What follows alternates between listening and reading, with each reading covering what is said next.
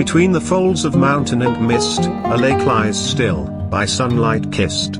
Its waters deep, its silence wide, a mirror of the world outside. The wind moves gently through the air, a whispered hymn, serene and rare. Each ripple writes a fleeting song, of time that floats, of days long gone. The boats, the peaks, the clouds above, all speak of peace, and quiet love.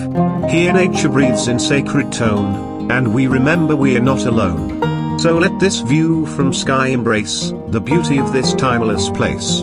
Lac des Quatre Cantons remains, a soul of water in mountain chains.